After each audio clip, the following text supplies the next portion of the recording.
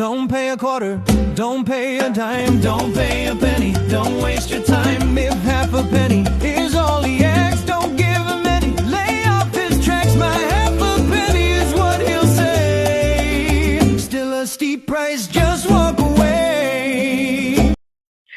Good morning, Hit Nation, folks, cats, and everything in between and beyond. My name is Roy, the host of these post-game pennies. Still a part of our Mahapanies little podcast, and I'm still going to try to do the best to record our post-game pennies. Now, it's probably going to be only published tonight, so good evening to those who are watching, if anyone.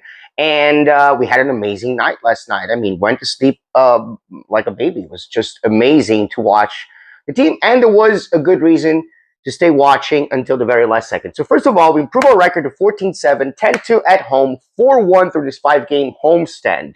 Second of all, we destroyed the Clippers after an embarrassing 16-0 run that they wiped us our lead on in the second quarter. We went in the third quarter, went to score the highest run in history of the franchise, if I'm not mistaken, 20-0 through the end of the third quarter and the beginning of the fourth. I'm sorry about my gator. It's just the way it is. Now, he tied the franchise record in three-point made at 24, which is why I was watching through the last possession. Now, another opinion is this. Okay, where it didn't start, but that really didn't matter because we had an amazing offensive night and we had an amazing defensive night.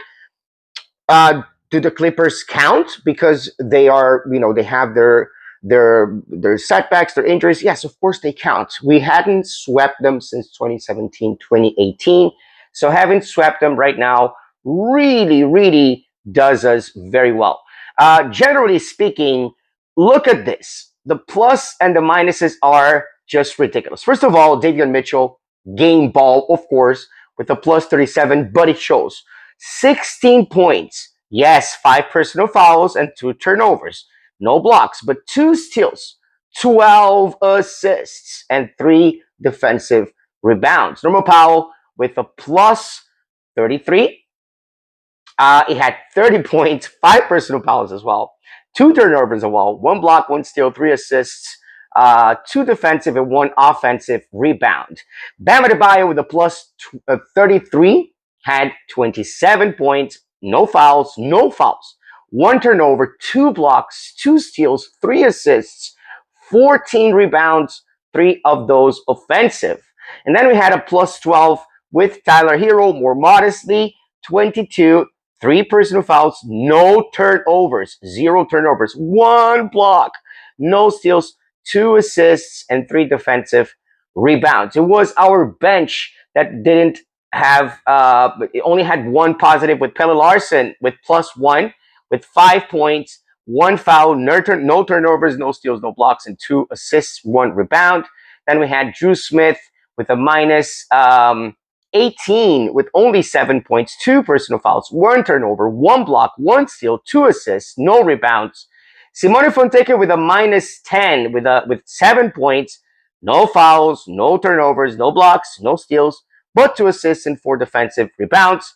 Myron Gardner actually played with the donuts, 3 donuts, minus 2, as well as Jakob Jonas finally made his debut in the NBA, minus 2 as well, with a couple of not really 100% donuts. He does have, I think, 1 assist. And then Nikola Jovic with minus 2, all donuts. Minus 13, our JJJ coming back from injury with 4 points, 4 personal fouls, 2 turnovers, 1 block, no steals, 5 assists, and 4 rebounds, 1 of them offensive. So I say Davion Mitchell because it's true. Everybody was saying that. It was like the dog encapsulating what the Miami Heat is and means. I apologize for the airplane there, but it is what it is. And I think that's something to take a look at. Of course, if we're going to see that, Fontecchio, of course, is better for Jovic. I do think that the slump is going to last for the entire season. We'll look, I really can't understand the fans being still unhappy with Tyler Herro. Yes, there was some adjustments there to make, but if you look at his ability beyond the arc, if you look at how much he contributes to the team, if you see that he's not going to not have a 20-point game, you know what I mean? you understand that, look, we at the end of the day, we won by 17. We could have won by 30, but we won by 17. Took the foot off the pedal, and then took the foot off the pedal, and then of course things kind of slowed down. That's normal to happen, unfortunately, when we're leading by a lot. But unlike what happened, of course, against, and the Clippers made a had a great run, and they are a very capable team. But unlike what happened with us against Detroit, they were not able to overcome that deficit to make the game kind of almost in reach, which is what we did against the Pistons. So good for us. Good for doing what we did. Awesome game. Stay safe. Stay dry. Stay out. Before I say that, I don't know why I'm saying goodbye right now, but whatever. We're going to talk about that later. The main point here that I wanted to make before I go is this. We are playing again amazingly. I don't believe that we're going to be able to replicate this success. I mean, we've been playing not so well beyond the arc, right? The past, 3 games.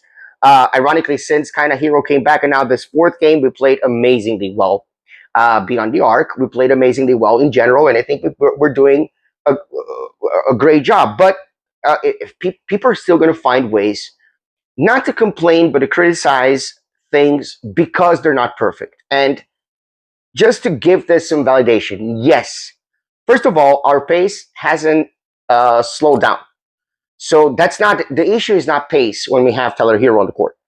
The issue is that we can obviously see that unlike what we thought, unlike what I thought, rather, the defensive focus was going to help the team score more with both of those on the floor. It doesn't seem, and hasn't seemed, I'm not the first one saying this, obviously, like they have been doing, as well as the Heat did before. And I think this game, out of the 4 games that we had, in 3 games with Herro and Powell together, since Herro's return, I don't think that there is a way for us to look at this game and say, okay, this is the norm, right? Rather than the past 3 games. But really, Herro and Powell only played 3 games together, and they are in those 3 games 2-1.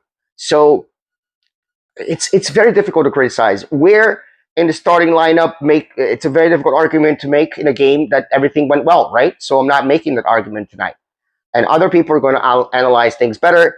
I am still going to have guests one day who can talk better basketball than I can, because I don't think I'm going to drop this anytime soon. I'll still keep blabbing. This is your host, Roy. Stay safe, stay dry, stay warm, stay as happy as possible. It's a very complicated world of ours. Let's go Heat.